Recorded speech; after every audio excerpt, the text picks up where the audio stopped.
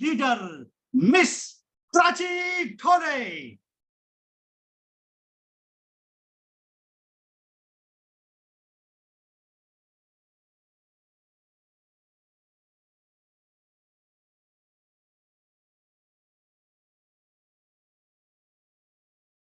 I think maybe hello Prachi ma'am, maybe there is some technical error. So दोस्तों हम आगे बढ़ते हैं हमारे हमारे इस सेशन के अगले चरण की और। शायद प्राची मैम कुछ टेक्निकल रीजंस की वजह से ज्वाइन हो नहीं पा रही है। So we should go ahead. दोस्तों हम जानते हैं कि हमारा भारत देश एक कृषि प्रधान देश है और हमारा किसान यह बैकबोन है हमारे इस पूरे इंडस्ट्री का और हमारे इस पूरी अर्थव्यवस्था का। लेकिन हमारा जो बदलता हुआ निसर्ग चक्र है इसका सबसे बड़ा नुकसान होता है हमारे किसानों का। लेकिन इसके बावजूद इसके ऊपर कोई ध्यान नहीं दे रहा है और सबसे उपेक्षित है हमारा किसान। लेकिन अब मैं ऐसे एक इंसान को यहाँ पर आमंत्रित करने जा रहा हूं दोस्तों, जिन्होंने अपनी शिक्षा, अपनी विद्वत्ता, अपना अनुभव और अपना विजडम पूरा जान लगाकर इसमें झोंक दिया है और ये हमारे इस किसान को फिर एक बार राजा बनाने का सपना देख रहे हैं और इसकी और उन कदम दर कदम आगे बढ़ रहे हैं। तो दोस्तों तैयार हो जाइए, आपके सामने आ रहे हैं, let's welcome dedicated passionate visionary leader and advisor of MCL mister doctor Shyam Gholap sir.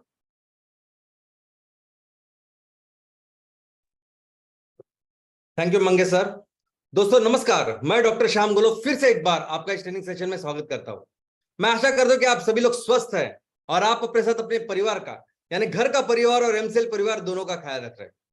मैं ये भी उम्मीद करता हूं कि आप सभी लोग 1 घंटा बहुत अच्छी एक्सरसाइज कर रहे हो, अपने हार्ट अपने लंग को मजबूत कर रहे हो और अपनी इम्यूनिटी को बढ़ा रहे हो। तो चलिए शुरुआत करते हैं आज के इस सेशन के साथ। दोस्तों एक चीज आपके सामने मैं फिर से रखना चाहता हूं कि हमारा देश दुनिया की सबसे बड़ी आबादी वाला देश बन चुका है।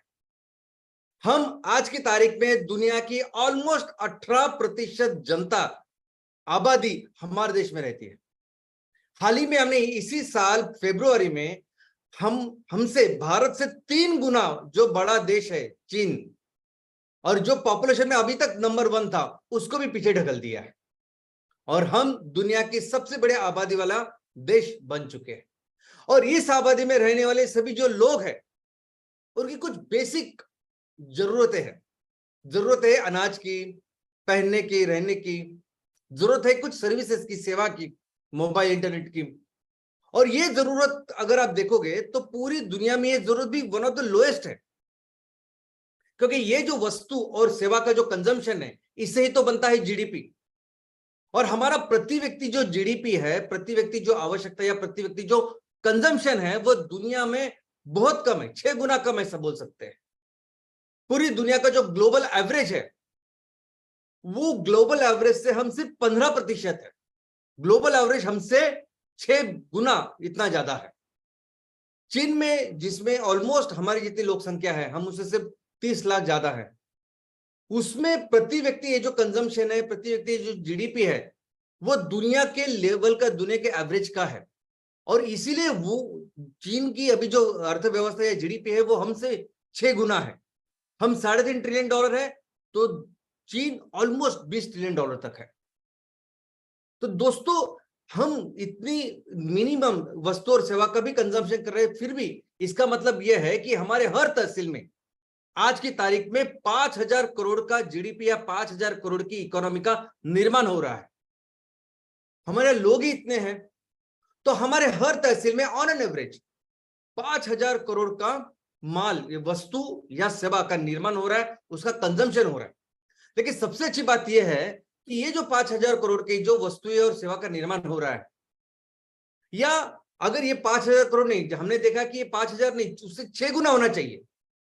जितने लोग हमारे हर तहसील में रहते हैं, जितना उनका कंजम्पशन होना चाहिए, जितना उनका जीडीपी होना चाहिए वो 6 गुना होना चाहिए।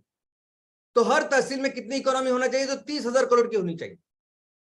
लेकिन आज भी ये 5,000 करोड़ हो या उससे ज्यादा हो, ये सब 5,000 से 30,000 करोड़ इकोनॉमी बनाने के लिए जो व्यवस्था चाहिए, जो रॉ मटेरियल चाहिए, जो रिसोर्सेज चाहिए, वो सभी हमारे देश में है। नेचुरल रिसोर्सेस, हमने देखा कि हमारी जैसी खेती, नदियां, ये सब कुछ, ये क्लाइमेट, ये किसी के पास नहीं है। हमने देखा कि जैसे ह्यूमन रिसोर्स, ये जो मनुष्य संसाधन है, ये भी दुनिया का सबसे बेहतर हमारा है। आप देखिए दुनिया के कोई भी रिसर्च इंस्टीट्यूट में सबसे ज्यादा आपको भारतीय नजर आएंगे। आज भी दुनिया की इतनी बड़ी बड़ी कंपनियां हैं, संगठन है, उसको भारतीय चलाता है, चाहे वो प्राइम मिनिस्टर हो या किसी बड़ी कंपनी का सीईओ हो। यानी कोई भी ऐसी बात नहीं है कि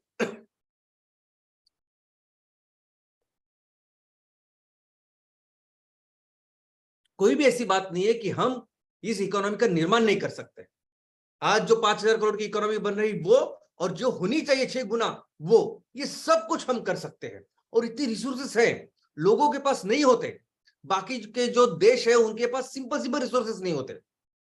ये जो ओपेक कंट्रीज है, ये जो दुबई है, ये जो देश है कि जो तेल बेचते हैं पूरी दुनिया को, गैस बेचते हैं दुनिया को, वहां अगर आप जाके देखोगे तो पीने का पानी ज्यादा महंगा है पेट्रोल डीजल से। अभी इजराइल की खेती ऐसी, इजराइल की खेती हम लोग ऐसा बोलते हैं, लेकिन आपको पता है कि इजराइल कितना बड़ा देश है?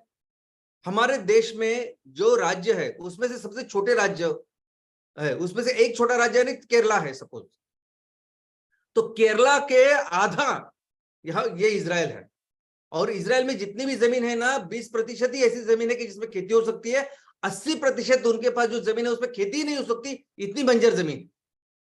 लेकिन इतने प्रॉब्लम में उनका वो डिटरमिनेशन, डेडिकेशन है, क्योंकि वो हर बूंद पानी का वो उपयोग करते हैं।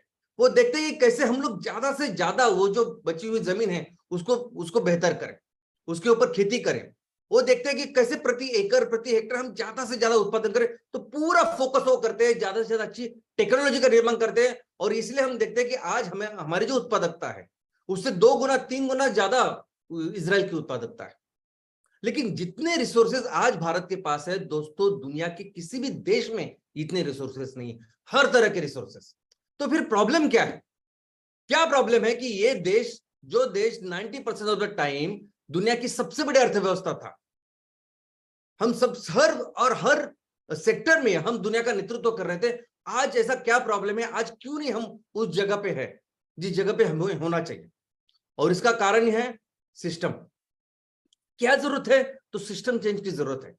आज किस तरह से बिजनेसेस हो रहे हैं, किस तरह से 5,000 करोड़ की इकोनॉमी का निर्माण हो रहा है, कौन कर रहा है इस इकोनॉमी का निर्माण?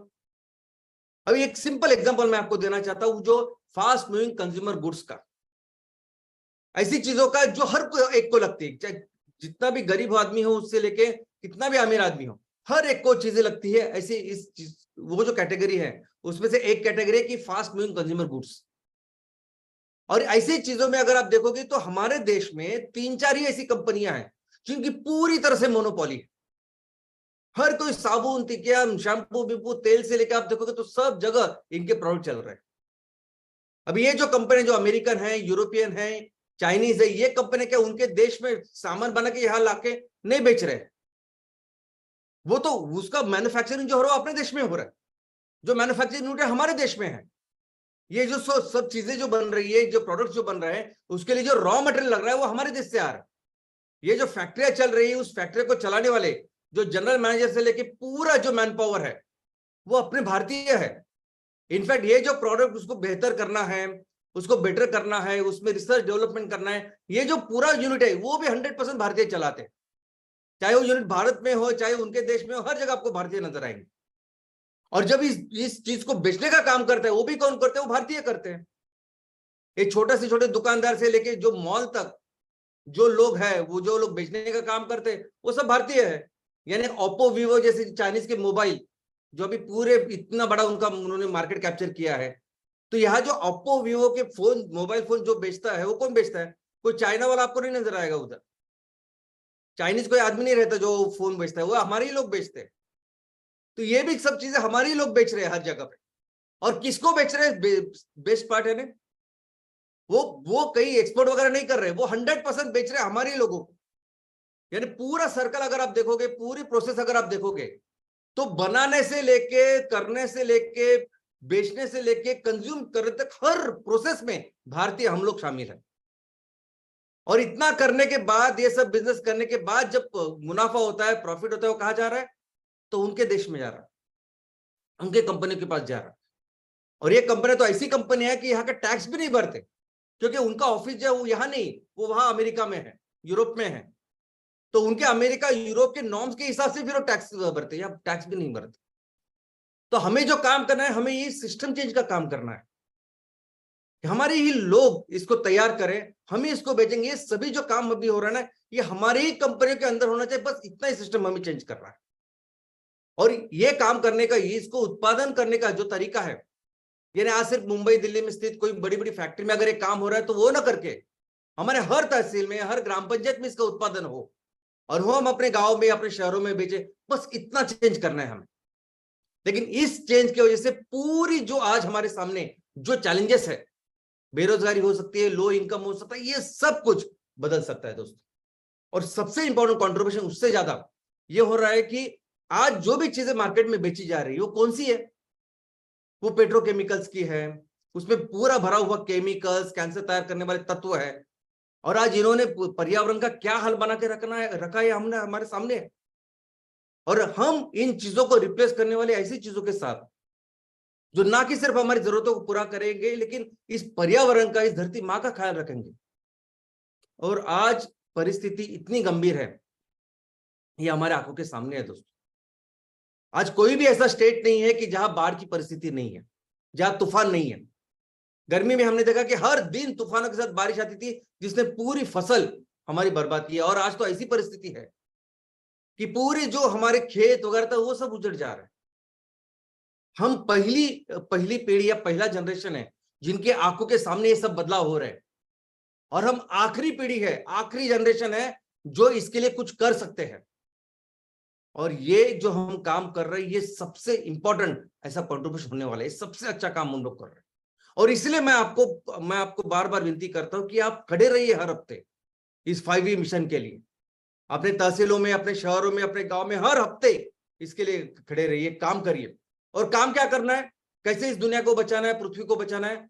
तो ज्यादा से ज्यादा पैसा कमा के, ज्यादा से ज्यादा पैसा आप अपने लिए कमाओ, ज्यादा से ज्यादा बिजनेस करो। क्योंकि अगर आप ज्यादा पैसा कमाओगे, इसका मतलब है ज्यादा बिजनेस करोगे, इसका मतलब ज्यादा वो चीजें बेचोगे जो चीजें दुनिया के लिए अच्छी है, इसका मतलब ज्यादा वो चीजों को रिप्लेस करेंगे जो दुनिया के लिए खराब है। इसका मतलब यह है कि आप वो चीजें अपने महिला बचत गट किसानों से तैयार करा के लोगे, उनका आप सक्षमीकरण करोगे। हमारे तहसील में, हमारे गांव में जो लोग रह रहे हैं उनको आप इनकम दोगे।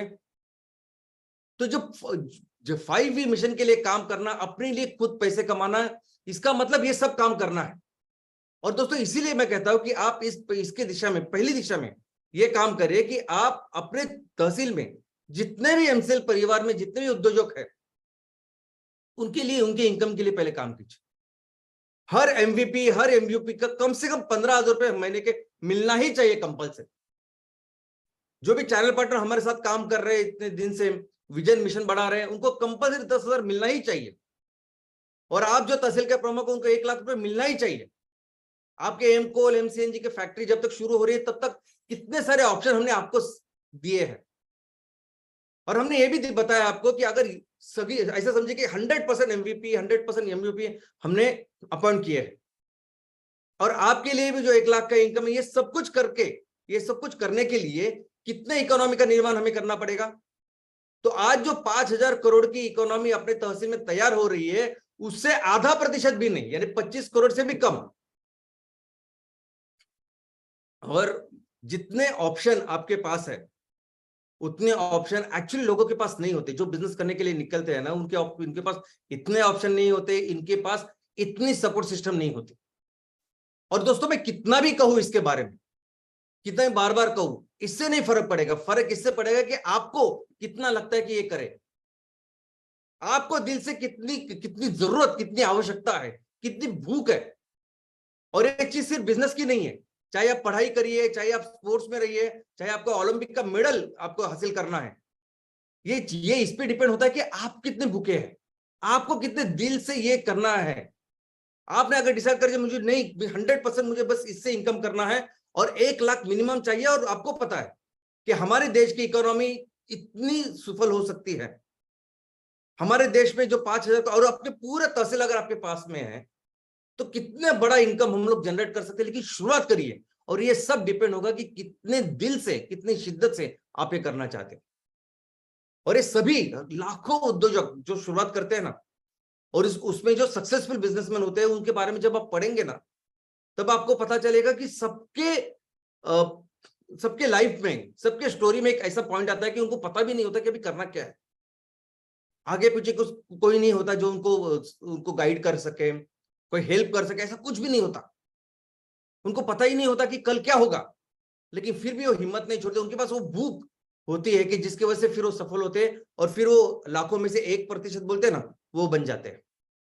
आज जैसी सपोर्ट सिस्टम आपके पास है हमारे एमसीएल की, तो उससे लेके आप करिए जिसके लिए आप यहाँ आए हो।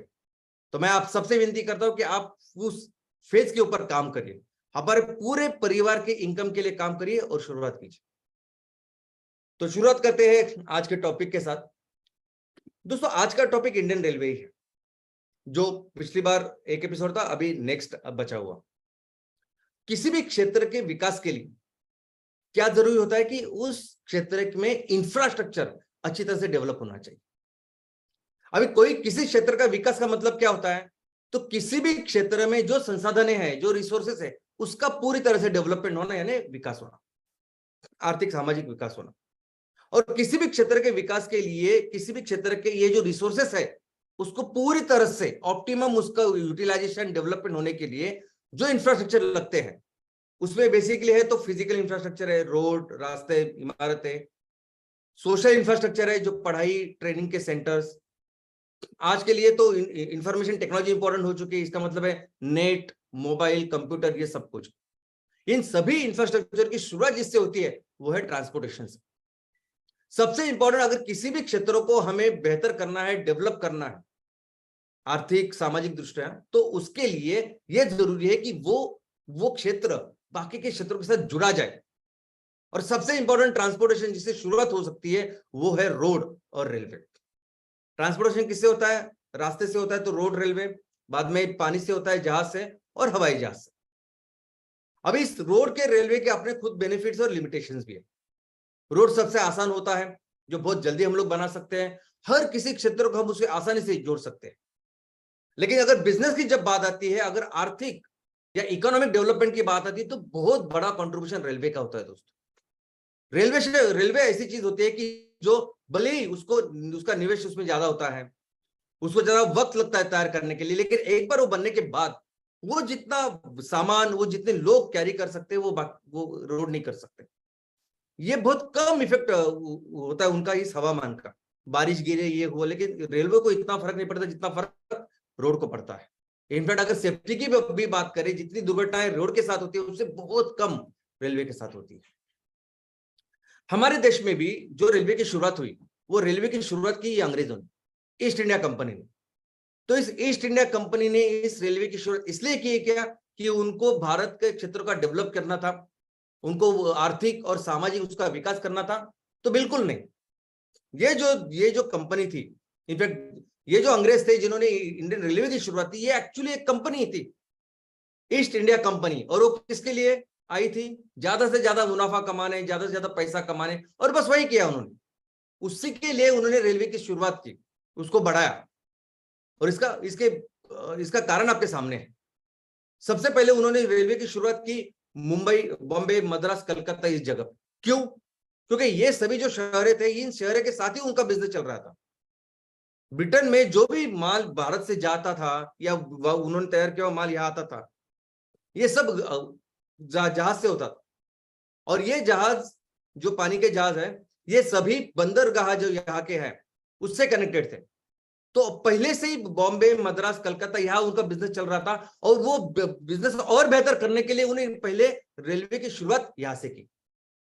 सबसे पहले जो शुरुआत की लोगों के लिए नहीं की उन्होंने, इंडस्ट्रीज के लिए, खुद के जो भी काम था उसके लिए की।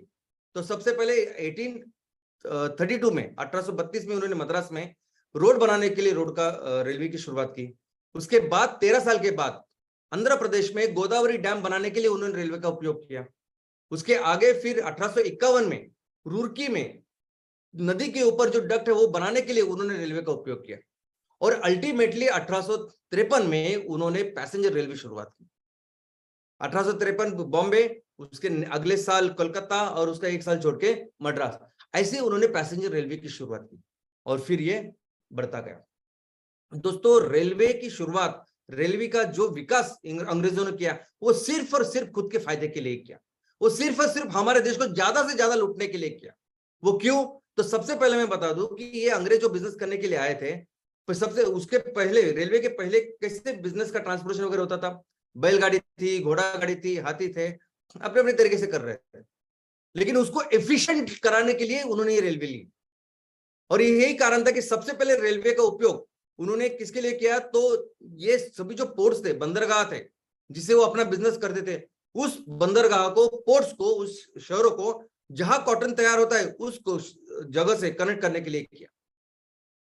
यानी ये जो जिस जिस चीज के लिए इस ईस्ट इंडिया कंपनी की स्थापना हुई थी, वो चीजें थी टेक्सटाइल इंडस्ट्री। दोस्तों, दो विषय के लिए ईस्ट इंडिया कंपनी की शुरुआत, एक तो थी टेक्सटाइल इंडस्ट्री, दूसरा था ये स्पाइसेस, मसाले।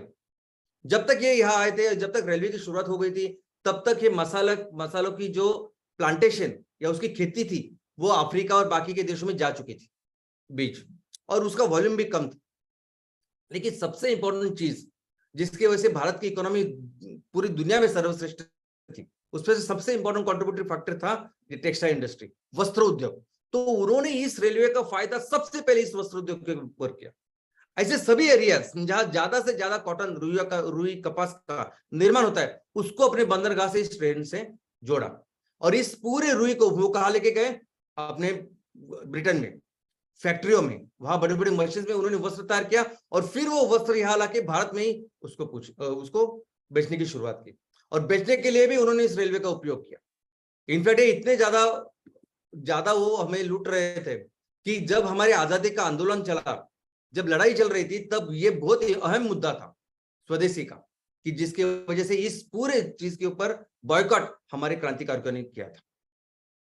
इनफैक्ट ये ट्रेन बिल्कुल हमारे लोगों के लिए नहीं थी। इसका एक कारण ये भी है कि नहीं, एक दर्शाता ये भी है कि इसकी जो किराए थे वो बहुत ज्यादा थे। यानी ऐसी रेलवे जो ब्रिटेन में थी, जो अंग्रेजों में थी, वो उससे भी बहुत ज्यादा किराया या भारत में जो रेलवे थी उसका था। यानी इसकी आलोचना, इसकी निंदा खुद ब्रिटेन में रहने वाले, इंग्लैंड में रहने वाले लोग किया करते थे कि आप किस तरह भारतीयों को लूट रहे, ईस्ट इंडिया कंपनी को बोल रहे थे, लेकिन फिर भी वैसा काम करते थे। दोस्तों, इस ट्रेन की वजह से अंग्रेजों ने सिर्फ फोकस किया अपने बिजनेस के ऊपर। और कैसे? ऐसे एरियाज, ऐसे इनएक्सेसिबल एरियाज जहां वो अभी तक नहीं पहुंचे थे, वहां वो पहुंच गए। अभी तक कैसे था रेलवे के पहले कि उनकी जो पहुंच थी वो एक सीमित तक थी। और इंटीरियर में, भारत के इंटीरियर में क्या हुआ था कि क्या क्या चल रहा था? तो वहां जो गांव थे, वो गांव फिर भी आत्मनिर्भर थे। जो भी लोगों की जरूरत थी वो लोग एक दूसरे को बना के देते थे। वहां अलूतेदार बलूतेदार पद्धति थी और स्वयं निर्भर, आत्मनिर्भर, सेल्फ सफिशिएंट ऐसे गांव थे। लेकिन रेलवे से इन लोगों ने जहां जहां हो सके हर जगह इन एक्सेसिबल एरिया में ये अंग्रेज गए और उन्होंने हर वो चीज छीनी जो आइडियली उनको नहीं करना चाहिए। यहां तक कि उन्होंने हमारे लोगों का मुंह का निवाला भी छीन लिया। इसलिए जब से रेलवे की शुरुआत हुई, तब से हमारे देश में, सबसे दुनिया के समृद्ध देश में, अकाल, भूखमरी, इसकी भी शुरुआत हुई। आप सोच नहीं सकते, लेकिन दुनिया में सबसे खराब ये जो भूखमरी हुई, दुनिया में वन ऑफ द सबसे खराब, और भारत के इतिहास में सबसे खराब जो भूखमरी हुई, वो इसी पीरियड में हुई, जिस पीरियड में अंग्रेजों का पूरा फोकस था इस रेलवे। अंग्रेज बहुत सारा हमने हमारे देश में जितना भी अनाज था उसको भी नहीं छोड़ते, लेते थे सब, और पूरा पैसा कमा के पूरा रेलवे का जो एक्सपांशन था उसमें लगाते थे, क्योंकि उनको पता था कि जितना ज्यादा रेलवे में निवेश करे उतना ज्यादा बिजनेस के लिए अच्छा है। और उन्हें किया भी वैसे। और इसीलिए हमारे इतिहास का सबसे गंदी ऐसी भुखमरी, ऐसा अकाल 1876 से लेके 1878, ऐसे 3 साल में पड़ा। ऑन पेपर 60 लाख लोग इसमें मरे गए। तो अंग्रेजों का जो पीरियड था वो 2 इंपॉर्टेंट पीरियड था। अंग्रेजों ने जब से 1850 से रेलवे की शुरुआत की, तब से लेके 1920 तक अंग्रेजों का पूरा फोकस था कि इस रेलवे को सर्वदूर हर जगह उसको पहुंचाने का, उसका नेटवर्क सबसे ज्यादा बढ़ाने का, बहुत ज्यादा बढ़ाने का, जिसकी वजह से हम भारत के हर क्षेत्र को उससे हमारा फायदा कर सकते हैं। और फिर 1920 के बाद फिर उन्होंने देखा कि इस ट्रेन को फिर कैसे ज्यादा एफिशिएंट करें, कैसे उनका इलेक्ट्रिफिकेशन करें, कैसे और एफिशिएंटली इसको बढ़ाएं। लेकिन ये समझना जरूरी है कि रेलवे की शुरुआत भले ही ईस्ट इंडिया कंपनी ने की, लेकिन 1857 के बाद ये पूरा जो कारोबार, ये पूरा जो एडमिनिस्ट्रेशन है, वो वहां के रानी के पास या ब्रिटेन के जो पंतप्रधान थे उनके पास चला गया। अब ये क्यों हुआ? तो दोस्तों 1857 में हमारी आजादी की पहली लड़ाई हुई, जिसे हम 1857 की क्रांति भी कहते हैं। और ये 1857 की जो क्रांति थी, जो हमारी पहली आजादी की लड़ाई थी, इस तरह से हमने लड़ी, इसमें हिंदू मुसलमान हम सब लोग मिलके अंग्रेजों के खिलाफ खड़े हो गए थे। और दोस्तों इतने जल्दी हमने अंग्रेजों को क्रेडिट दिया था, हमारी ताकत इतनी बड़ी थी, यानी सिर्फ 2-3 चूक गलती हो गई उस टाइम पे। और सबसे इंपॉर्टेंट गलती ये थी कि हमें एक अच्छी लीडरशिप नहीं थी उस टाइम। अगर वो होती तो हमारी आजादी 1857 में ही हमें मिलती थी। लेकिन अंग्रेजों को ये समझ में आया, अंग्रेजों को समझ में आया कि अगर भारतीय, ये सभी हिंदुस्तानी अगर एक हो गए, खड़े हो गए, तो हम कुछ भी नहीं कर सकते। तो इसलिए 1857 के बाद ये पूरा जो कारोबार है, ये ब्रिटेन के रानी ने अपने हाथ में लिया वहां के, और उन्होंने सिर्फ एक चीज के ऊपर फोकस किया कि कैसे हिंदू और मुसलमान के बीच में झगड़ा पैदा करें, कैसे उन दोनों के बीच में दरार डाले। हर मुमकिन जगह पे जहां हो सके उन्होंने दोनों के बीच में दरार डाली। और यही नहीं, जहां पॉसिबल भी नहीं, ऐसे जगह पे उन्होंने खुद से निकाल के हिंदू और मुसलमानों के बीच में दरार डाली और देखा कि कभी वो एक ना हो पाए। और फाइनली वही हुआ, जब आजादी मिली उन्होंने इस देश को 2 हिस्सों में बांट दिया था। तो दोस्तों इस रेलवे का जो इतिहास है पूरी दुनिया में, वो भी बहुत रोमांचक है। रेलवे का अगर व्याख्या अगर आप देखो, रेलवे का मतलब क्या होता है, तो पटरी पर चलने वाली गाड़ी, इसको हम रेलवे कह सकते हैं। अभी पटरी रेलवे लोहे की है या कोई है, कुछ भी हो सकता है। डब्बा जो है वो, या गाड़ी जो है वो किसी भी चीज की हो सकती है। उसको खींचने वाले जो इंजन है वो कुछ भी हो सकता है। ऐसा माना जाता है कि उस वक्त ये जो ट्रेन है, ये रेलवे है, ये मनुष्य को बहुत पहले से पता है। और उस टाइम जो पालतू जानवर है वो उसको चलाते थे। सबसे पहले ग्रीस में ईस्वी सन पूर्व 600 ऐसे जगह पे रेलवे थी, इसके सबूत मिले हैं। 1550 में पहली बार एक नहीं तो अनेक डब्बे लगे जर्मनी में, और फिर इसको कहा गया वैगन ब्रिज। 1700 में पहली बार कि ये ऐसे डब्बे में, पहले तो इसमें से सामान रहता था और उसका ट्रांसपोर्टेशन होता था, पहली बार लोगों को बिठाया गया और लोग जाने लगे और इसे कहने लगे ट्रामवेज। इसके बाद आई स्वयं चलित ऐसी रेलवे, यानी जिसको कोई जानवर नहीं खींच रहा था, तो अपने आप इलेक्ट्रिसिटी पे ये गाड़ी चल रही थी। बेंजामिन फ्रैंकलिन, इन्होंने 1752 में ऐसी इलेक्ट्रिक सिस्टम की शुरुआत की, इलेक्ट्रिक रेलवे की शुरुआत की। और उसके बाद ऑफ कोर्स शुरुआत हुई औद्योगिक क्रांति। हम हमेशा देखते हैं कि औद्योगिक क्रांति की शुरुआत कैसे हुई, तो औद्योगिक क्रांति की शुरुआत हुई जेम्स वाट ने, जब वो मशीन इंजन तैयार किया, जिसमें पूरी दुनिया ने उसको बताया कि बाफ के अंदर कितनी शक्ति होती है। तो इस बाफ की शक्ति दुनिया को पता चली, और इस बाफ की शक्ति से ही बाद में ये ट्रेन रेलवे चलने लगी। और ये बाफ कैसे तैयार की, तो वही कोयला जला के बाफ तैयार की, और फिर उसके स्टीम इंजन की शुरुआत हुई और आगे आया डीजल। 1857 में पहली बार इस क्रूड ऑयल की प्रॉपर रिफाइनरी तैयार हुई।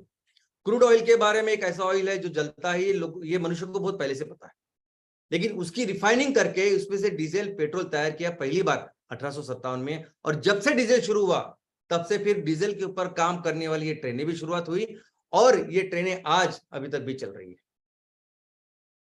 अब इस रेलवे के कई सारे प्रकार किसके ऊपर होते हैं, तो प्रकार उसके ऊपर होता है कि टेक्नोलॉजी क्या आप कौन सी टेक्नोलॉजी का इस्तेमाल कर रहे हैं इस रेलवे में, उसके ऊपर टेक्नोलॉजी, उसके ऊपर इसके प्रकार है। और ये जो टेक्नोलॉजी है या ये जो रेलवे है, ये किस चीज के लिए इसका उपयोग किया है, किस चीज के लिए आप इसका उपयोग कर रहे हैं, इसके ऊपर भी इसके प्रकार है। तो सबसे पहला प्रकार इस ट्रेन का जो है, रेलवे का जो है, वो है हेवी रेल, यानी यानी ऐसी रेल कि जिसका वस्तुमान ज्यादा है, जो भारी भक्कम है, जो बहुत ज्यादा सामान एक जगह से दूसरी जगह लेके जा सकती है, सामान हो, लोग हो, जो बनती है बहुत सॉलिड है, बहुत स्ट्रांग है, जिसका वेट भी बहुत ज्यादा होता है, जिसके डिब्बे भी बहुत स्ट्रांग होते हैं और जिसके इंजन भी बहुत शक्तिशाली होते हैं। इस ट्रेन को बोलते हैं हेवी रेल, हेवी रेल। और ये रेल हम अक्सर देखते हैं, जिस ट्रेन में हम दूर जगह जाते हैं, ये सब इस हेवी रेल में आते हैं। उसके अलावा दूसरी होती है लाइट रेल। अभी लाइट रेल का मतलब ही होता है कि वो बनने में बहुत ही लाइट, यानी बहुत ही कम हल्की ऐसी बनती है। उसका सिर्फ एक ही मकसद होता है कि लोगों की यातायात करना, उनका ट्रांसपोर्टेशन करना, और वो भी बहुत ज्यादा लंबे ऐसे सफर के लिए या लंबे डिस्टेंस के लिए नहीं, तो छोटे डिस्टेंस के लिए। इसे कहते हैं लाइट रेल। इसके अलावा एक है इंटरसिटी रेल। जो शहर 200 किलोमीटर के बीच में हो, ऐसे दो शहर को जोड़ने वाली कुछ ट्रेनें काम किया करती है। इसे कहते हैं इंटरसिटी रेल। जैसे दिल्ली बरेली है, जैसे मुंबई पुणे, मुंबई नासिक है, इनके बीच में जो ट्रेनें चलती है हर दिन लोकल जैसे, इसे कहते हैं इंटरसिटी रेल। इसके अलावा हाई स्पीड रेल। अभी ऐसी रेलें तैयार हो रही है जो बहुत हाई स्पीड पे चलेगी और जिनका मकसद सिर्फ ये होगा कि लोगों को एक जगह से दूसरी जगह लेके जाना। और ऐसी ट्रेन अभी अपने देश में भी तैयार हो रही है, वो है बुलेट ट्रेन, जो मुंबई अहमदाबाद चलेगी। इसके अलावा है हेरिटेज रेल। ऐसी रेल जो हमारी संस्कृति की धरोहर है और हम इसलिए उसको चला रहे हैं कि हमारी संस्कृति का हम उसको कंजर्व कर रहे हैं, उसको बेहतर कर रहे हैं। तो बहुत साल पहले जैसे हमने उस ट्रेन की शुरुआत की थी, वैसे ही आज भी वो चल रही है और हम इस संस्कृति को हम कंजर्व कर रहे हैं। इसके अलावा है मेनो रेल। अभी हमने देखा कि ट्रेन जो होती है, रेलवे जो होती है, वो दो पटरी पे चलती है। एक पटरी पे जो ट्रेन चलती है उसे कहते हैं मोनोरेल। और आप देख सकते हैं कि वो पटरी बीच में रहती है और कैसी वो रेल बाजू में रहती है। हमारे देश में ऐसी मोनोरेल सिर्फ मुंबई में है। इसके अलावा और एक ऐसी ट्रेन है कि जो दो नहीं, तीन पटरी पे चलती है। दो नॉर्मल पटरी होती है और उसके बीच में एक पटरी होती है। ऐसी ट्रेन जो बहुत पहाड़ी इलाका से चलती है, जब वो पहाड़ से उतरती है तो बहुत ज्यादा फास्ट वो आ सकती है और जिससे दुर्घटना हो सकती है। तो उसका स्पीड संतुलित रहे, इसलिए वो दो पहियों के बीच में, दो पटरी के बीच में और एक पटरी डाली जाती है। और ये जो पटरी होती है, ये पटरी और उस रेलवे का इंजन, वो दोनों एक दूसरे के साथ रहते हैं, जिसकी वजह से हम उस रेलवे के स्पीड को संतुलित कर सकते हैं, नियंत्रित कर सकते हैं। इसके अलावा टूरिस्ट रेलवे है। दोस्तों, आप सुन के ताज्जुब करेंगे, लेकिन दुनिया की सबसे आलीशान, सबसे शानदार, सबसे ज्यादा लग्जरियस ट्रेन अगर कहीं है, किसी देश में है, तो वो हमारे भारत में है। ना अमेरिका में है, ना यूरोप में है, ना चाइना में। और ये टूरिस्ट रेलवे पूरी दुनिया में बहुत फेमस है। आप जब भी देखोगे ये हमेशा आपको फुल नजर आएगी और इसके किराए अगर आप देखोगे तो आप हैरान हो जाओगे, इतने ज्यादा किराए इस रेलवे के। बाद में है अर्बन रेल ट्रांजिट। अभी सिर्फ शहरी इलाके के लिए जो रेल बनाई जाती है और जिसका मकसद होता है कि सिर्फ शहर के एक जगह से दूसरी जगह तक लोगों को लेके जाए। ये जो पूरा सिस्टम है, वो टाइप की जो रेलवे, उसे कहते हैं अर्बन रेल ट्रांजिट। और इसमें आता है हमारी लोकल रेलवे, सिटी के रेलवे, हमारी मेट्रो, ये सब इसमें आती है। उसके अलावा है रैपिड ट्रांजिट रेल। अभी रैपिड ट्रांजिट रेल यानी क्या? तो ये ऐसी रेलवे होती है जो अलग अलग ट्रांसपोर्टेशन सिस्टम के बीच में काम करती है, यानी विमान सेवा और नॉर्मल ट्रेन, इसके बीच में काम करती है। आज ये रेलवे सिर्फ दिल्ली में है। दिल्ली में अगर आप जाओगे तो दिल्ली में जो इंटरनेशनल एयरपोर्ट है, उससे लेके लोगों को, यात्रियों को लेके वो फास्ट मेट्रो की तरफ जाती है और उस ट्रेन को कहते हैं रैपिड ट्रांजिट रेल। ये बहुत ही हल्की होती है, बहुत ज्यादा एफिशिएंट होती है, फास्ट होती है और बहुत कम डिस्टेंस ये तय करती है। इसके अलावा है एलिवेटेड रेलवे। रेलवे अक्सर आपने देखा है कि रास्तों पे यानी जमीन पे चलती है, लेकिन कुछ रेलवे के लिए, उनके पटरियों के लिए स्पेशली हवा में ब्रिजेस बनाए जाते हैं और उस ब्रिज के ऊपर वो पटरियां होती है और उस पटरी के ऊपर रेलवे चलती है और उन रेलवे को कहते हैं एलिवेटेड रेलवे। हमारे देश में जितने भी मेट्रो आज बन रहे हैं वो एलिवेटेड रेलवे ही बन रहे हैं, केबल रेलवे। हमारे देश में बड़े बड़े पर्वतों के ऊपर बड़े बड़े तीर्थ स्थान है, तीर्थ क्षेत्र है, जहां लाखों भाविक जाते हैं और वहां जाना डिफिकल्ट होता है। तो ऐसे पहाड़ी इलाकों के लिए स्पेशल एक ट्रेन बनाई गई है, रेलवे बनाई गई है, जिसका नाम है केबल रेलवे। अभी इसमें ये जो रेलवे है, ये 2 पटरी पे तो चलती है, लेकिन उसके साथ केबल भी होते हैं जिसके साथ ये चलती है। तो नीचे पटरी होती है और ऊपर केबल होती है, और उनके साथ ये चलती रहती है। इसके अलावा है ट्रामवे, यानी सड़क पे 2 पटरी पे चलने वाली बस, इसे कहते हैं ट्राम। हमारे देश में आज ये ट्राम कलकत्ता में चल रही है। इसके अलावा है माउंटेन रेलवे सिस्टम, सिर्फ माउंटेन के लिए, पर्वतों के लिए एक स्पेशल रेलवे सिस्टम होती है, जो बहुत धीरे धीरे धीरे चलती है, और ये बहुत ज्यादा सुखद ऐसा अनुभव आपको देती है। आज की तारीख में दार्जिलिंग, नीलगिरी ऐसे पर्वतों में ऐसे रेलवे है, जो आज भी हमारी संस्कृति को कंजर्व कर रही है। तो दोस्तों, रेलवे को अगर आप देखोगे ना, तो रेलवे का जो इकोनॉमिक पर्सपेक्टिव है, रेलवे का जो कंट्रीब्यूशन है इकोनॉमिक डेवलपमेंट के लिए, किसी भी क्षेत्र के आर्थिक और सामाजिक विकास के लिए बहुत ज्यादा है। हमने देखा कि इस रेलवे का उपयोग कैसे अंग्रेजों ने खुद के फायदे के लिए किया। आप अगर ईस्ट इंडिया कंपनी या अंग्रेज ब्रिटिश गवर्नमेंट की उनका जो रेवेन्यू देखोगे, उनका जो प्रॉफिट देखोगे, उनका जो कमाई देखोगे, रेलवे से कितनी ज्यादा उन्होंने बढ़ाई। तो आजादी के पहले अंग्रेजों ने इसका बहुत फायदा लिया था, और आजादी के बाद भी हमारे देश की जो आर्थिक और सामाजिक विकास किया है, उसमें बहुत बड़ा योगदान है इस रेलवे का। इनफैक्ट जो भी इंडस्ट्रियल सेंटर्स आज हमारे सामने हैं, अंग्रेजों ने वही दिल्ली, मुंबई, कलकत्ता, मद्रास ये सब डेवलप किए, और कई शहरें डेवलप किए जो उनके फायदे के लिए थी। लेकिन आज हम लोग देख सकते हैं कि जितने भी इंडस्ट्रियल सेंटर्स है, ग्रोथ सेंटर्स है, वहां रेलवे का बहुत बड़ा कॉन्ट्रीब्यूशन, रेलवे की वजह से ऐसे सेंटर ग्रो किए हैं। एक बहुत इंपॉर्टेंट चीज ये रेलवे करती है, वो है कमोडिटी प्राइस स्टेबिलिटी। कुछ जीवन आवश्यक चीजें होती है, जैसे अनाज, जैसे गेहूं, चावल, शक्कर, ये सभी को लगते हैं। अभी ये चीजें एक जगह पे उसका वो तैयार होता है, उसकी खेती होती है, लेकिन पूरे देश के हर लोगों को, हर व्यक्ति को वो लगते हैं। तो एक जगह जहां ये तैयार होता है, वहां से हर जगह लेके जाना और उसके दर नियंत्रित में रखना, ये बहुत इंपॉर्टेंट काम रेलवे करती है। ऐसे दर ताकि हर कोई इसको खरीद सके। इसके अलावा मैन्युफैक्चरिंग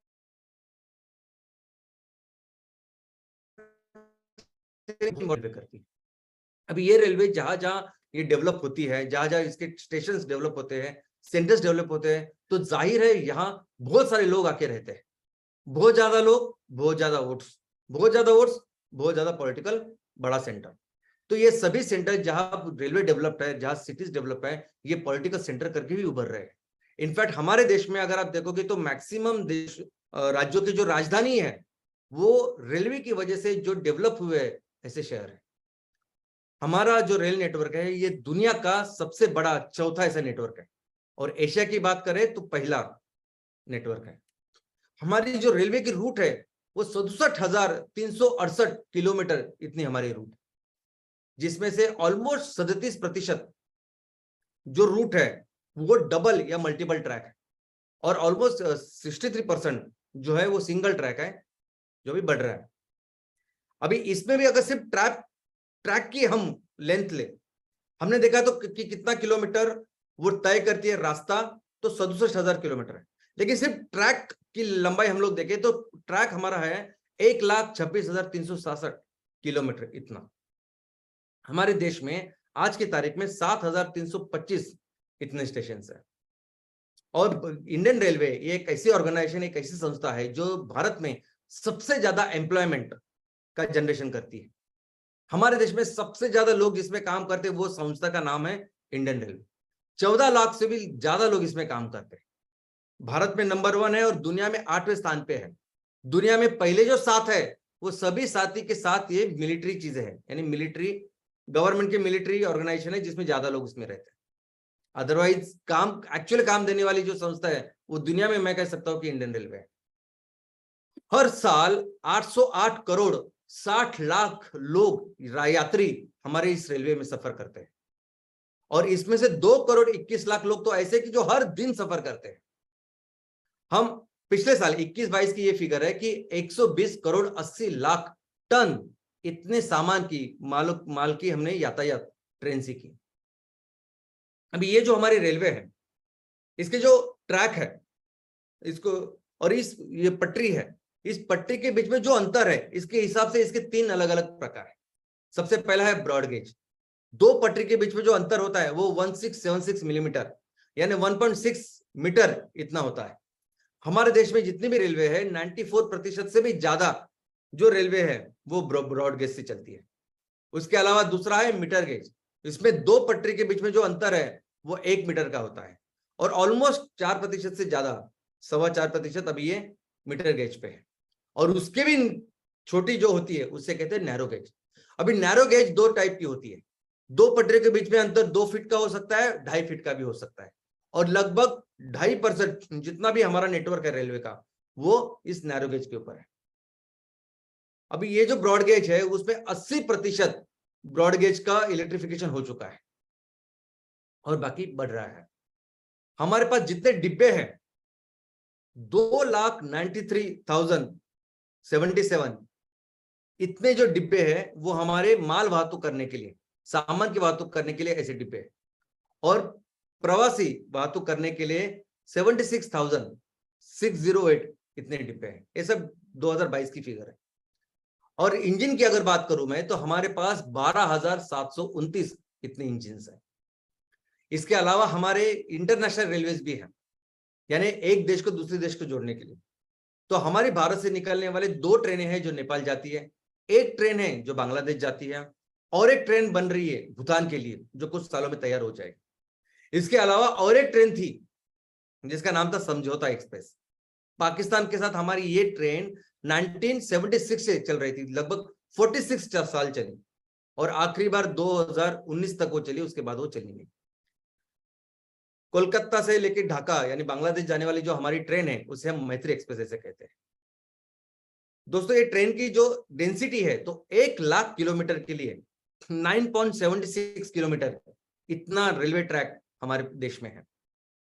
और अगर एरिया के हिसाब से देखोगे तो 100 किलोमीटर अगर एरिया है तो 100 किलोमीटर के लिए 3.59 किलोमीटर इतना रेलवे ट्रैक हमारे देश में।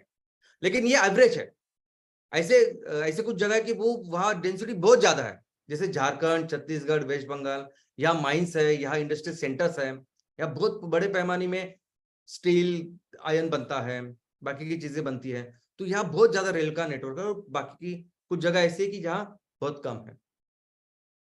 अभी इंडियन रेलवे का जो डेवलपमेंट हुआ उसके भी फेजेस हम समझ सकते हैं।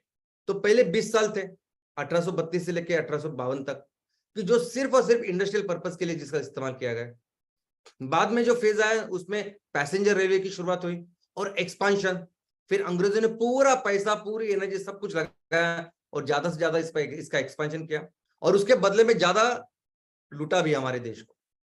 और फिर 1925 से लेकर 1951 तक फिर ये जो रेलवे का नेटवर्क उन्होंने तैयार किया तो उसको इलेक्ट्रिफिकेशन, उसकी एफिशिएंसी बढ़ाना और ज्यादा एक्सपांशन करना है, इसमें काम किया। और फिर उसके बाद आजादी के बाद भी हम ये रेलवे अपना जो योगदान है अपने क्षेत्रीय विकास के लिए वो दे रही। आज की तारीख में 2022 तक इसका जो कारोबार है, एडमिनिस्ट्रेशन है, वो चलता है जोन और मंडल के हिसाब से। हमारे देश में रेलवे के 19 जोन है, 19 जोन है और 70 मंडल है जिसके ऊपर ये कारोबार चलता है। 1984 से एक अलग फेज की शुरुआत हुई है। 84 के साथ हम लोग रैपिड ट्रेन यानी फास्ट ट्रेन के ऊपर बढ़े। ये जो मेट्रो का काम हर जगह चल रहा है, तो देश में पहली मेट्रो 1984 में चालू हुई कलकत्ता में। उसी के साथ जो अभी फास्ट चलने वाली ट्रेन है तो उसकी शुरुआत शताब्दी से चालू हुई 1988 से, और वो अभी वंदे भारत और बाकी ट्रेन से हम देख रहे हैं। दोस्तों ये इंडियन रेलवे यानी भारत सरकार का एक बहुत इंपॉर्टेंट ऐसा उपक्रम है, एक ऐसा उपक्रम जिससे बहुत सारा रेवेन्यू जनरेट होता है, इनकम जनरेट होता है, और फिर इनकम रेवेन्यू का उपयोग हमारे आर्थिक और सामाजिक विकास के लिए होता है। इसलिए, और हमने देखा है कि इतिहास में भी इंडियन रेलवे ने कितना बड़ा योगदान अंग्रेज हो या हमारा देश हो, इसमें कितना दिया है। तो आने वाले दिनों में इस इंडियन रेलवे को बेहतर करे, इसलिए भारत सरकार ने एक बड़ी परियोजना ऐसी रखी है। और वो परियोजना क्या है, तो इस रेलवे के ऊपर रखिए। अभी ये जो आज की तारीख में इंडियन रेलवे का रेवेन्यू है, अगर आप देखोगे तो जितना पैसा इंडियन रेलवे बनाती है 61% जो पैसा आता है, जो इनकम आता है, वो आता है फ्रेट से, यानी सामान की यातायात से, वाहतुक से। और सिर्फ 26% जो इनकम आता है वो आता है पैसेंजर ट्रैफिक से।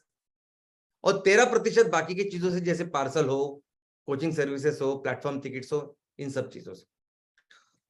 और दोस्तों, ये जो 61% सामान या माल वाहतुक से पैसा आता है, इनकम आता है, उसमें से 43% जो इनकम आता है वो कोयले से आता है। तो आप सोच सकते हैं कि कितना कोयला हम तैयार कर रहे हैं।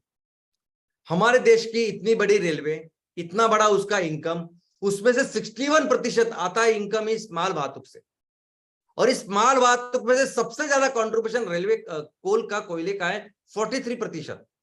इसका मतलब क्या आप अंदाजा लगा सकते हैं कि हर दिन कितना ज्यादा कोयला हम इस जमीन से निकाल रहे हैं, कितना ज्यादा कोयला हम इसको जला रहे हैं, और ये ग्लोबल वार्मिंग कर रहे हैं कि जिसकी चीजें आज हमारे आंखों के सामने हो रही है। तो वो 43% है। 8% है सीमेंट, 7% है अनाज, और 7% है आयरन एंड स्टील, और बचे हुए 30-35% जो बाकी की चीजें हैं। पैसेंजर की बात करें तो पैसेंजर का कंट्रीब्यूशन हमने देखा कि 26% ही है। लेकिन इसमें दो टाइप की ट्रैफिक होती है। एक तो होती है सबर्बन ट्रैफिक, यानी 150 किलोमीटर तक जो रेलवे चलती है उसे कहते हैं सबर्बन ट्रैफिक, और 150 किलोमीटर के आगे जो रहती है उसे कहते हैं नॉन सबर्बन या लॉन्ग डिस्टेंस ट्रैफिक। लेकिन सबसे ज्यादा रेवेन्यू, सबसे ज्यादा पैसा इंडियन रेलवे को जो मिलता है वो मिलता है ये लॉन्ग डिस्टेंस है। 90% से भी ज्यादा इनकम रेलवे को यात्री प्रवास के से जो मिलता है वो लॉन्ग डिस्टेंस से मिलता है। और दोस्तों, इसमें अगर आप देखोगे तो 67% जो इनकम है वो सिर्फ स्लीपर कोच से है, यानी ये हमारे कॉमन लोग है, आम जनता है, सामान्य लोग है, जो सबसे ज्यादा इनकम कंट्रीब्यूट करते रेलवे का। 67%। 32% आता है एसी कोचेस से, और सिर्फ 1% आता है फर्स्ट क्लास एसी से। और ये लोगों के लिए, हमारे सभी भारतीयों के लिए रेलवे सिर्फ एक ट्रांसपोर्टेशन का जरिया नहीं है, ये बहुत ज्यादा है। हमारा इमोशन है रेलवे। एक तो रेलवे के हमारा इतिहास तो है, लेकिन एक रेलवे बहुत बड़ी संस्कृति है जो हर दिन हम मनाते हैं। कई सारे ऐसे लोग हैं दोस्तों कि जो हर दिन, जैसा हमने देखा, 2,21,00,000 लोग हर दिन रेलवे की यात्रा करते हैं। कुछ लोग ऐसे होते हैं कि जो 3-3 घंटा जाने के लिए, 3 घंटा आने के लिए, 3 घंटा हर दिन इतना सफर करते हैं। और मैंने तो खुद देखा है कि 4-4 घंटा, यानी जाने के लिए 4 घंटा, आने के लिए 4 घंटा, इतना सफर करते हैं। तो सोचिए आप, नौकरी के लिए 8-10 घंटे, ट्रेन में 8 घंटे, और बाकी बचे हुए घर पे। तो उनके लिए ये ट्रेन ही घर होता है, ये ट्रेन। और सब कुछ, सब उनका कल्चर, सभी जो त्योहार वो मनाते हैं वो इस ट्रेन में मनाते हैं, चाहे वो ईद हो, दिवाली हो, क्रिसमस हो, सब कुछ इस पे मनाते हैं। कभी आप जो पास वाली बोगी होती है ना, पास धारकों के लिए जो बोगी होती है, उसमें आप चढ़ के देखिए, कौन कहाँ से बैठेगा, कहाँ बैठेगा, वो उसकी कुर्सी क्या होगी, क्या वो खेलेंगे ऑन द वे, सब कुछ डिसाइडेड होता है। यानी पूरा कोच, पूरी ट्रेन एक बड़ी फैमिली बनती है, सब लोग वो फैमिली मेंबर होते हैं, और वो ट्रेन ही उसका घर होता है। इस तरह से हमारे लोग अटैच्ड है, और हमारी संस्कृति का, पूरे फैमिली का, इमोशंस का एक बहुत बड़ा पार्ट अभी रेलवे कर रही है।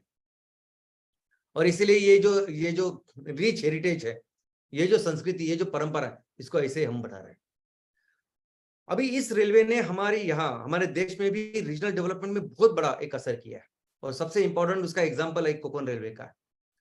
कोकण है वो क्षेत्र है कि जो महाराष्ट्र, गोवा, कर्नाटक को समुद्र को लग गए। लेकिन जब से कोकण रेलवे यहाँ शुरुआत हुई है, तो 2 फेज बोल सकते हैं। कोकण रेलवे के पहले, कोकण रेलवे के बाद, इतना बड़ा बदलाव इस कोकण रेलवे ने पूरे प्रदेश में किया है, आर्थिक, सामाजिक। और वैसे ही काम अभी ये इंडियन रेलवे जम्मू और कश्मीर में भी कर रही है। और कई सारे ऐसे क्षेत्र हैं कि जिसको बदल दिया है रेलवे ने। दोस्तों, इसका फ्यूचर भी, आने वाले दिनों में भी ये इंडियन रेलवे बहुत ज्यादा कंट्रीब्यूट करने वाली है, और विकास के लिए उसकी बहुत ज्यादा आवश्यकता है। और यही कारण है कि हम भारत सरकार ने इसको लेके लगभग 54 लाख करोड़, $710 बिलियन, इतने सारे पैसे रखे हुए हैं इस रेलवे को मॉडर्नाइज करने के लिए। अब जिसमें क्या क्या है, तो इसमें है कि बहुत अलग नए नए रूट्स हम लोग बना रहे हैं।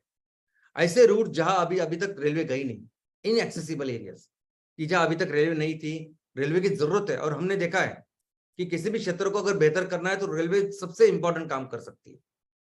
तो अभी जम्मू कश्मीर में भी ट्रेन मेट्रो शुरुआत होगी, इसकी परियोजना हमने बनाई है। उसके अलावा डेडिकेटेड इंडस्ट्रियल फ्रेट कॉरिडोर, यानी ऐसे रेलवे जो 100% सिर्फ और सिर्फ इंडस्ट्री के लिए काम करेगी, वो यातायात के लिए काम करेगी, वस्तु के लिए काम करेगी। और इस ट्रेन में वो डब्बे जैसे डिब्बे नहीं होंगे, तो जो जरूरत होगी, आपने कभी पोर्ट्स देखा है, बंदरगाह देखा है, तो वह सामानों को के लिए, उसके स्पेशल चीज के लिए स्पेशल इक्विपमेंट्स होते हैं। वैसे स्पेशल इक्विपमेंट से भरी होगी ये पूरा कॉरिडोर, ये पूरी ट्रेन। आज की तारीख में दिल्ली मुंबई में ऐसा इंडस्ट्रियल कॉरिडोर बन रहा है और बाकी की जगह पे आ रहा है। इसके अलावा हाई स्पीड रेलवे शुरुआत हो रही है, जिसे डायमंड क्वाड्रिलेटरल कहते हैं। हमारे देश में मुंबई, दिल्ली को, चेन्नई और हावड़ा, कलकत्ता, ऐसे 4 जगह पे ये कनेक्ट करेगी। और आप देख सकते हैं कि 1500-2000 किलोमीटर ऐसे लंबे लंबे रूट है। और ना कि सिर्फ ये महानगरों को वो कनेक्ट करेगी, लेकिन उसके बीच में जो भी शहर है उसको भी वो कनेक्ट करेगी और इन सबका विकास करने में योगदान देगी। इसके अलावा एग्जिस्टिंग जो ट्रैक है उसको high speed passenger, high speed freight corridor में कन्वर्ट करना, इसका भी काम हम लोग कर रहे हैं। सेमी हाई स्पीड रेल्स, यानी अभी जो ट्रेनें चल रही है उसकी स्पीड बढ़ा के सेमी हाई स्पीड, और जिसका एग्जांपल आपके सामने है वो है वंदे भारत, वो ट्रेनें बढ़ रही है। इसके अलावा 14 ऐसी ट्रेनें बन रही है, रेलवे लाइंस, कि जो हमारे संरक्षण के लिए, अंतरराष्ट्रीय पॉलिटिक्स के लिए, बाकी के देशों के साथ संबंधों के लिए बहुत जरूरी है। ऐसी 14 लाइन हमारी बन रही है कि जो हम चाइना के साथ, पाकिस्तान के साथ और नेपाल के साथ मिलके हम लोग कर रहे हैं। इसके अलावा ऐसे ट्रैक जो सिंगल ट्रैक है उसको डबल ट्रैक कराना, वो इसमें शामिल है। स्टेशन डेवलपमेंट, अभी तक आपने देखा कि स्टेशन का सिर्फ रेलवे स्टेशन होता है, लेकिन उस रेलवे स्टेशन को कैसे पूरा व्यापारिक संकुल बनाए, कैसे उसको बेहतर बनाए, कैसे और बेहतर सुविधा लोगों को दे, उसके लिए स्टेशन के भी रीडेवलपमेंट हो रहा है। ट्रैक इलेक्ट्रिफिकेशन, ऑलरेडी 80% के ऊपर तो हमारा गया ही है, अभी 100%, 100% हम ट्रैक इलेक्ट्रिफिकेशन करने वाले हैं इसमें। इसके अलावा ऐसी ट्रैक्स की जो मीटर गेज है या नैरो गेज है, उस सबको ब्रॉड गेज में कन्वर्ट करना, ये भी हमारा लक्ष्य इसमें है। ट्रैक रिन्यूअल, ऐसे ट्रैक जो ओल्ड हो चुके हैं और जिनको जरूरत है, ऐसे रिन्यूअल का काम चल रहा है। बेटर सेफ्टी मेजर्स, यानी रेलवे के साथ हमारी यात्रा अधिक सुरक्षित हो, बेहतर हो, एफिशिएंट हो, इसलिए भी कई सारी चीजें अभी इसमें शामिल है। तो इस तरह से जो आने वाले दिनों में जो रेलवे है, यह भी बेहतर होने वाली है। एमसीएल के साथ रेलवे का एक बहुत अनोखा रिश्ता होने वाला है। वो कैसे? तो रेलवे आज की तारीख में सिंगल लार्जेस्ट कंज्यूमर है इस फॉसिल फ्यूल्स का। हमारा लक्ष्य ये कि इस पूरे फॉसिल फ्यूल को हम रिप्लेस करें स्वच्छ ईंधन के साथ, हमारे क्लीन फ्यूल के साथ। तो दोस्तों, आज जो डीजल का इंडियन रेलवे का कंजम्पशन है, उसके हिसाब से Indian railway single largest consumer है डीजल का, एक संस्था का। और हर दिन ऑलमोस्ट 65 लाख लीटर इतना डीजल सिर्फ हमारे इंडियन रेलवे को लगता है। और मुझे बताने की जरूरत नहीं कि ये डीजल पूरा फॉसिल डीजल। और अगर इलेक्ट्रिसिटी की बात करें तो इलेक्ट्रिसिटी में पूरे देश को जितनी भी इलेक्ट्रिसिटी लगती है, जितनी भी बिजली लगती है, 2% बिजली ये रेलवे को लगती है। ऑलमोस्ट 380 लाख यूनिट हर दिन उसको लगता है, ये 2022 की फिगर है। लेकिन सबसे अच्छी बात यह है कि इस ट्रेन में भी सीएनजी इंजन आ चुके हैं। ये पूरा जो डीजल आज लगता है इंडियन रेलवे को, ये पूरा डीजल हम लोग रिप्लेस कर सकते हैं हमारे स्वच्छ ईंधन के साथ, सीएनजी के साथ। और सबसे अच्छी बात यह है कि सीएनजी, आपने देखा होगा कि सीएनजी बड़े बड़े सिलेंडर में हम लोग भरते हैं, गैस में वो होता है, वायु रूप होता है। लेकिन उस गैस को जब आप लिक्विड में कन्वर्ट करते हैं, उसका लिक्विफेक्शन करते हैं, जब इस सीएनजी को एलएनजी में जब आप कन्वर्ट करते हैं, तो उसका वॉल्यूम 600 गुना कम होता है। यानी अगर किसी टैक्सी में, किसी कार में आपने देखा होगा, बड़ा 10 किलो वाला सिलेंडर देखा होगा, अगर उस 10 किलो को आप एलएनजी में कन्वर्ट करें तो इतना छोटा हो जाएगा। तो आने वाले दिनों में एलएनजी करके जब ये ट्रेनें चलेगी, क्योंकि हमने देखा है कि हर डीजल इंजन हम सीएनजी के ऊपर कन्वर्ट कर सकते हैं। कोई भी, आपने देखा ट्रक है, छोटी गाड़ी है, सब। तो वैसे ही ये सभी जो डीजल पे चलने वाले जो इंजन है, वो सीएनजी पे कन्वर्ट हो सकते हैं। और ये सीएनजी जब एलएनजी में कन्वर्ट होगा तो बहुत कम जगह में वो इतना ज्यादा फ्यूल लेगा और बहुत देर तक वो यात्रा कर सकते हैं। तो ये हमारा आने वाला काम है जो हम लोग रेलवे के साथ करेंगे। इसके अलावा ट्रांसपोर्टेशन, जो भी अभी हमें उत्पादकता बढ़ानी है हर गांव की, ऑर्गेनिक फार्मिंग की, उसके फार्मिंग के ऊपर जो बनने वाले अलग अलग फूड प्रोडक्ट्स की, इनका भी ट्रांसपोर्टेशन में हमारे इस रेलवे का बहुत अहम हिस्सा आने वाला है। सस्टेनेबल प्रोडक्ट्स, एक गांव से, एक तहसील से बाकी की जगह पे दूसरी जगह लेके जाना, पूरे देश में लेके जाना, इसके लिए भी इंडियन रेलवे बहुत इंपॉर्टेंट होने वाली है। और दोस्तों, हमारा एक ही मकसद है कि हमें इस देश को, यानी इस परिस्थिति को अगर बदलना है, हमें पर्यावरण का, इस धरती माँ का ख्याल रखना है, और हमारे देश को सबसे बड़ा दुनिया की आर्थिक महासत्ता या नंबर 1 इकोनॉमी करनी है, तो हमें फोकस करना है बिजनेस के ऊपर। और अगर जब बिजनेस की बात करते हैं तब आती है उसमें इंडियन रेलवे। तो हमें इस देश को फिर से सुजलाम सुफलाम कराने में इंडियन रेलवे का बहुत बड़ा कंट्रीब्यूशन, सहयोग हमारे साथ होने वाला है। आने वाले दिनों में एमसीएल और इंडियन रेलवे एक बहुत अच्छे ऐसे पार्टनर के रूप में आने वाले हैं। धन्यवाद। Thank you.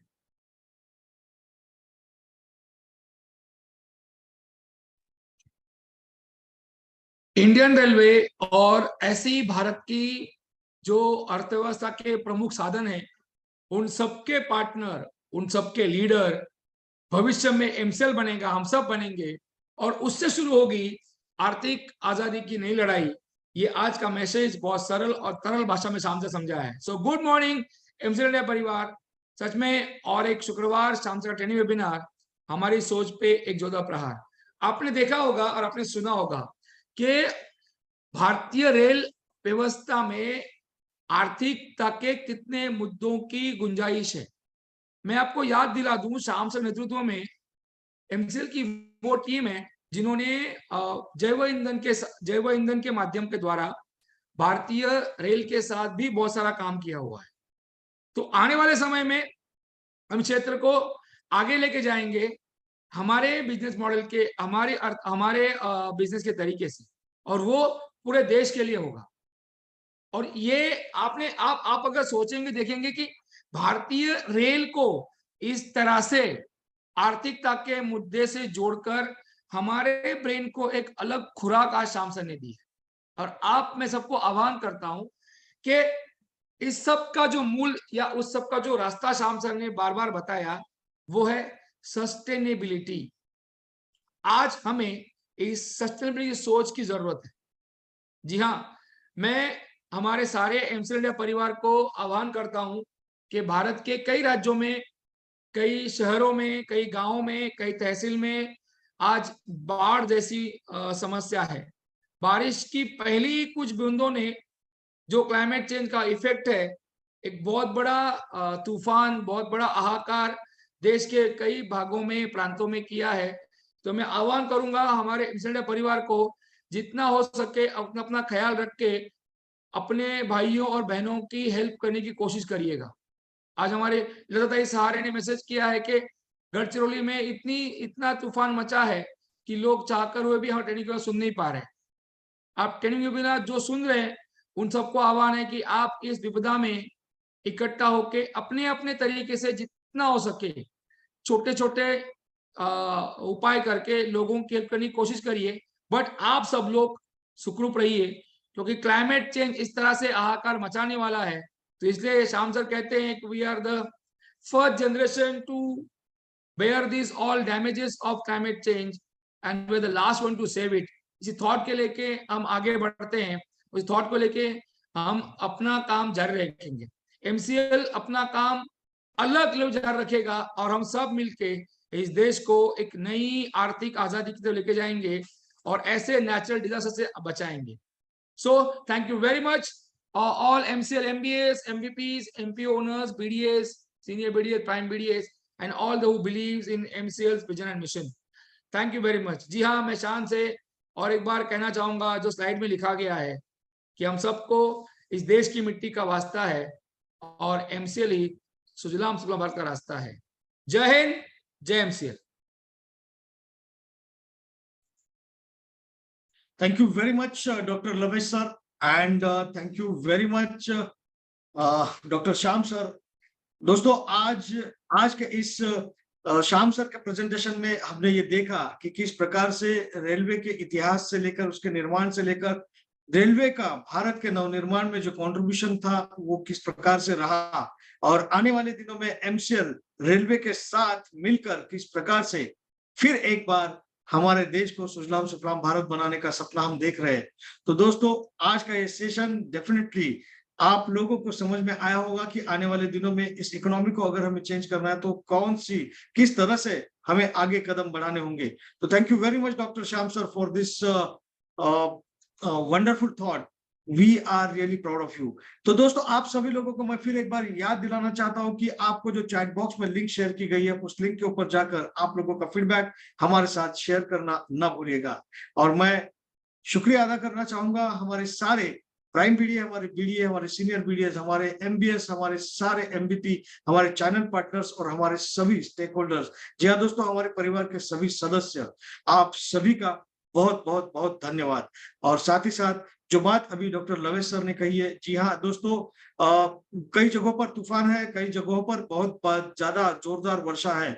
तो आप सभी लोगों को ये दिल से रिक्वेस्ट है कि आप अपने परिवार का और पूरे एमसीएल के परिवार का सेहत का ख्याल रखिएगा। और इसी के साथ मैं मंगेश शेलार आप सभी से ये कहता हूं कि आज का ये वेबिनार यहीं पर समाप्त हुआ। मस्त रहिए, स्वस्थ रहिए, धन्यवाद।